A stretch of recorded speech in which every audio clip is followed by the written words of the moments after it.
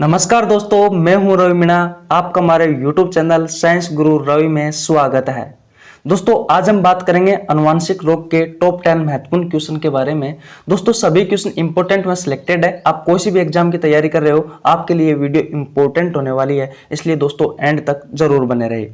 चलिए दोस्तों, आज की क्लास स्टार्ट करते हैं। क्वेश्चन नंबर 1, निम्न में से किस गुणसूत्र को लिंग निर्धारक गुणसूत्र कहा जाता है?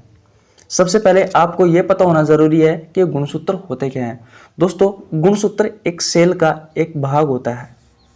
सेल का एक भाग होता है। ये गुणसूत्र दोस्तों दो प्रकार के होते हैं, एक होता है ऑटोसोम, एक होता है एलोसोम। मानव की एक कोशिका में जो गुणसूत्रों की संख्या होती है दोस्तों, वो होती है 23 जोड़ी। और हमेशा दोस्तों ये गुणसूत्र जोड़े में उपस्थित रहते हैं। कितनी होती है दोस्तों? 23 जोड़ी। नंबर की बात की जाए दोस्तों, नंबर में टोटल गुणसूत्र होते हैं 46। ऑटोसोम जो गुणसूत्र होते हैं दोस्तों, वो लड़कियों व लड़कियों में समान होते हैं। तो दोस्तों 22 जोड़ी जो गुणसूत्र होते हैं, ये लड़की व लड़के में दोनों में समान होते हैं। जबकि एलोसोम की बात की जाए दोस्तों, तो इन्हें लिंग निर्धारक गुणसूत्र कहा जाता है, क्योंकि ये लड़कियों में अलग होते हैं और लड़कों में अलग होते हैं। लड़कियों की बात की जाए दोस्तों, तो XX गुणसूत्र होते हैं, और लड़कों की बात की जाए दोस्तों, तो X और Y गुणसूत्र होते हैं। ये एलोसोम गुणसूत्र की बात कर रहा हूं। दोस्तों, मैंने क्वेश्चन पूछा है निम्न में से किस गुणसूत्र को लिंग निर्धारक गुणसूत्र कहा जाता है? तो दोस्तों एलोसोम गुणसूत्र को लिंग निर्धारक गुणसूत्र कहा जाता है, क्योंकि दोस्तों लड़कियों में ये होते हैं X और X, 23 जोड़ी की बात कर रहा हूं मैं, और दोस्तों पुरुष में होते हैं X और Y। अगर इस तरीके से बात की जाए कि पुरुषों में कौन सा गुणसूत्र पाया जाता है दोस्तों, तो 22 जोड़ी प्लस में X और Y, ये तो पाया जाता है नॉर्मल लड़के में। और दोस्तों अगर लड़की की बात की जाए, तो 22 जोड़ी तो ये समान होते हैं लड़के व लड़कियों में, और 23वीं जोड़ी में X गुणसूत्र और X गुणसूत्र के मिलने से दोस्तों क्या बन जाएगी? ये बन जाएगी नॉर्मल लड़की, और ये बन जाएगा दोस्तों नॉर्मल लड़का।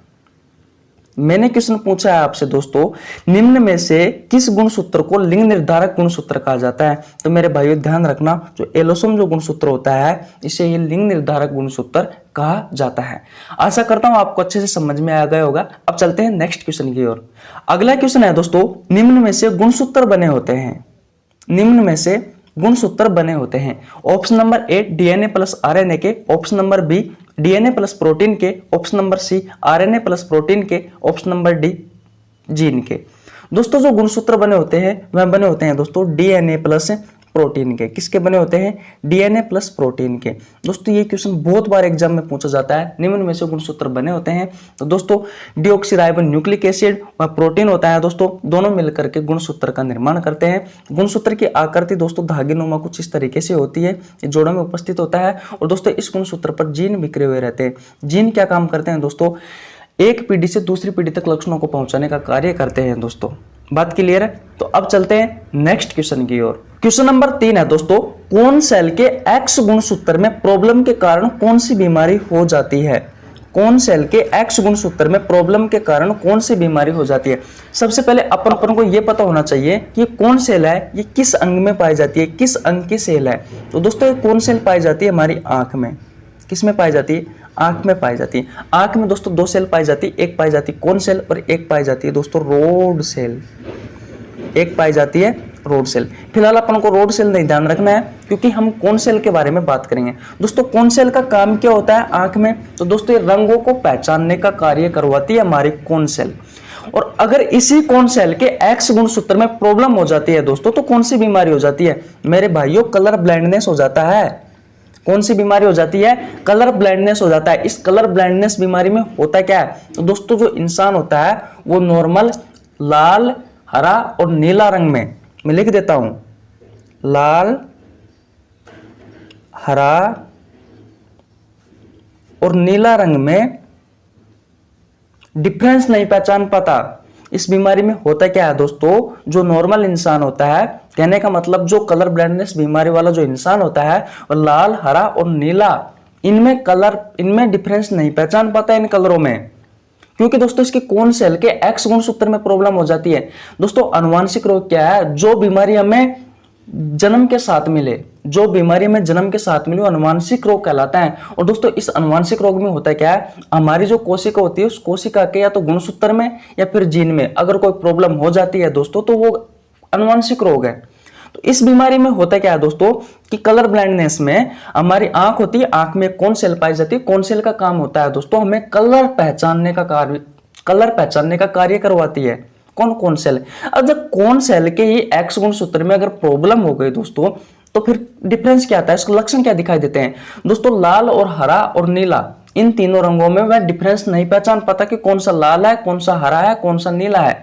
इसी कारण दोस्तों इस रोगी को ना तो ड्राइविंग लाइसेंस दिया जाता भारत में, वैसे तो बन जाता है 3,000 रुपए किसी को भी दो, अपने भारत का तो बहुत बुरा हाल है, बन जाता है। ना ही ऐसे व्यक्ति को रेलवे वाले लेते हैं, ना ही ऐसे व्यक्ति को आर्मी वाले लेते हैं। इसलिए दोस्तों आपको ध्यान रखना है कौन सेल के एक्स गुणसूत्र में अगर प्रॉब्लम के कारण कौन सी बीमारी होती है, तो मेरे भाइयों कलर ब्लाइंडनेस होती है। कौन सी बीमारी होती है, कलर ब्लाइंडनेस होती है। बात क्लियर है। अब चलते हैं अगले क्वेश्चन की ओर।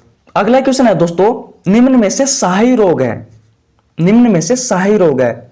Option number A colour blindness, option number B haemophilia, option number C sickle cell anaemia, option number D इनमें से कोई नहीं। दोस्तों आपका जो राइट आंसर हुआ है हीमोफीलिया। अब हीमोफीलिया को सही रोग क्यों कहा जाता है, क्योंकि दोस्तों इसलिए कहा जाता है, इंग्लैंड की महारानी विक्टोरिया थी ना, जो इंग्लैंड की महारानी विक्टोरिया थी, इस इंग्लैंड की महारानी विक्टोरिया के परिवार में निकला था सबसे पहले यार दोस्तों। ये इंग्लैंड की महारानी विक्टोरिया के परिवार में मिला था यह रोग, इसलिए दोस्तों इस रोग को शाही रोग कहा जाता है। और दोस्तों ये हीमोफीलिया रोग होता है वो क्या है वो भी देख लीजिए। इसमें क्या होता है दोस्तों, जो हमारा ब्लड होता है, इस ब्लड में 3 ब्लड सेल्स पाई जाती है, आरबीसी, डब्ल्यूबीसी, प्लेटलेट्स। तो दोस्तों जो प्लेटलेट्स होती है ना, इस प्लेटलेट्स के एक्स गुणसूत्र में प्रॉब्लम हो जाती है, इस प्लेटलेट्स के एक्स गुणसूत्र में प्रॉब्लम हो जाती है, जिससे दोस्तों होता क्या है, प्लेटलेट्स पता है क्या काम करता है, हमारे रक्त के बहाव को रोकता है, रक्त का थक्का जमाने का कार्य करता है। इस रोग में दोस्तों अगर चोट लग जाती है तो आसानी से रक्त का थक्का जम नहीं पाता। अगर दोस्तों रक्त का थक्का नहीं जमेगा तो क्या होगा, शरीर से ब्लड बाहर निकलेगा, शरीर से ब्लड बाहर निकलेगा तो शरीर में खून की कमी होगी, शरीर से खून की कमी होगी तो उसके दोस्तों बहुत सारे लक्षण, बहुत सारी बीमारी हो जाएगी और लास्ट में जाके आपकी डेथ हो जाएगी, मृत्यु हो जाएगी। तो दोस्तों मेरा क्वेश्चन था निम्न में से सही रोग से कहा जाता है, तो मेरे भाइयों सही रोग कहा जाता है हीमोफीलिया को। किसे कहा जाता है, हीमोफीलिया को कहा जाता है। क्यों कहा जाता है, क्योंकि दोस्तों इंग्लैंड की महारानी जो विक्टोरिया थी उसके परिवार में सबसे पहले यह रोग पाया गया था, इस कारण इस रोग को शाही रोग कहा जाता है। बात क्लियर है। अब चलते हैं अगले क्वेश्चन की ओर। अगला क्वेश्चन है दोस्तों, किस रोग में आरबीसी की आकृति हसियाकार हो जाती है। दोस्तों पता है आरबीसी की आकृति बेसिकली कैसी होती है, आरबीसी की आकृति होती है दोस्तों अंडाकार। अभी अंडाकार से हसियाकार में कैसे बदल जाती है, ऐसा कौन सा रोग है जो आरबीसी की आकृति को अंडाकार से हसियाकार बना देता है। ऑप्शन नंबर ए है colour blindness, option number B है हीमोफीलिया, ऑप्शन नंबर सी है sickle cell anaemia, option number D है इनमें से कोई नहीं। तो दोस्तों आपका जो राइट आंसर होगा वो होगा सिकल सेल एनीमिया।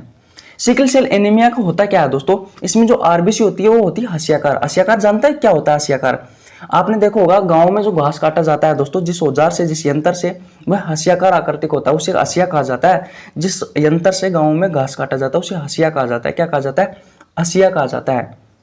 मैं लिख देता हूं, हसिया कहा जाता है। बात क्लियर है। तो दोस्तों हमारी जो आरबीसी होती है इस रोग में हसिया के समान हो जाती है, कुछ इस तरीके से मुड़ी हुई हो जाती है, इस तरीके से। सिकल सेल एनीमिया में दोस्तों आरबीसी की जो आकृति है वो अंडाकार से कैसी हो जाती है दोस्तों, हसियाकार हो जाती है। इस बात का भी आपको ध्यान रखना है। अब चलते हैं अगले क्वेश्चन की ओर। अगला क्वेश्चन है दोस्तों, किस आनुवंशिक रोग में आरबीसी का जीवनकाल 50 से 60 दिन हो जाता है। आरबीसी का जीवनकाल 50 से 60 दिन हो जाता है। आपको पता है आरबीसी की फुल फॉर्म क्या होती है, आरबीसी की फुल फॉर्म होती है दोस्तों रेड ब्लड सेल्स, लाल रक्त कणिकाएं, लाल रक्त कणिकाएं। पता है आपको कहां पाई जाती है, ये दोस्तों ब्लड का एक ब्लड की सेल्स है आरबीसी, जो हमारा ब्लड होता है, खून होता है, उसकी सेल्स है दोस्तों। ब्लड की 3 सेल्स होती है, आरबीसी, डब्ल्यूबीसी, प्लेटलेट्स। दोस्तों ये ठोस भाग होता है ब्लड का। तो हम बात कर रहे हैं आरबीसी के बारे में कि आरबीसी का जीवनकाल ऐसा कौन सा रोग है, निम्न में से ऐसा कौन सा आनुवंशिक रोग है जिसमें आरबीसी का जीवनकाल 50 से 60 दिन हो जाता है। दोस्तों बेसिकली अगर आरबीसी के जीवनकाल की बात की जाए तो दोस्तों 120 दिन होता है। कितना होता है आरबीसी का जीवनकाल, 120 दिन होता है। लेकिन इस रोग में होता है क्या है दोस्तों, आरबीसी का जो जीवन काल है 50 से 60 दिन रह जाता है। कितना रह जाता है? 50 से 60 दिन रह जाता है। वो कौन सा है? ऑप्शन नंबर ए है थैलेसीमिया, ऑप्शन नंबर बी है sickle cell anaemia, option number C है हीमोफीलिया, ऑप्शन नंबर डी है इनमें से कोई नहीं। तो दोस्तों जो थैलेसीमिया जो रोग है, इस रोग में होता है क्या, आरबीसी का जीवनकाल 50 से 60 दिन हो जाता है। क्योंकि इस रोग में होता है क्या, जो ब्लड होता है, इस ब्लड में हीमोग्लोबिन पाया जाता है जो कि ब्लड को लाल रंग प्रदान करने का कार्य करता है। इस रोग में हीमोग्लोबिन की मात्रा है वो कम हो जाती है। अगर हीमोग्लोबिन की मात्रा कम हो गई दोस्तों तो आरबीसी कम बनेगी, और आरबीसी का जो जीवन काल है दोस्तों वो 120 दिन से लेकर के 50 से 60 दिन रह जाएगा। तो अब आपको समझ में आ गया, एग्जामिनर आपसे क्वेश्चन क्या पूछेगा कि किस अनुवांशिक रोग में आरबीसी का जीवनकाल 50 से 60 दिन हो जाता है। तो दोस्तों थैलेसीमिया जो रोग है, इस रोग में आरबीसी का जीवनकाल 50 से 60 दिन हो जाता है। अब चलते हैं अगले क्वेश्चन की ओर। क्वेश्चन नंबर 7 की बात करते हैं दोस्तों। क्वेश्चन नंबर 7 क्या कहता है, किन्नर में कुल गुणसूत्र की संख्या होती है। किन्नर में कुल गुणसूत्र की संख्या होती है। Option number A 46, option number B 47, option number C 45, option number D उपरोक्त सभी। दोस्तों किन्नर में जो गुणसूत्रों की संख्या होती है वो होती है ऑप्शन नंबर बी 47। एक नॉर्मल लड़का होता है दोस्तों, बॉय, उस नॉर्मल लड़के में जो गुणसूत्र पाए जाते हैं दोस्तों वो पाए जाते हैं 44 प्लस में एक्स और वाई। यह बात क्लियर है। लेकिन दोस्तों किन्नर में होता क्या है, एक्स गुणसूत्र आकर के ऐड हो जाता है।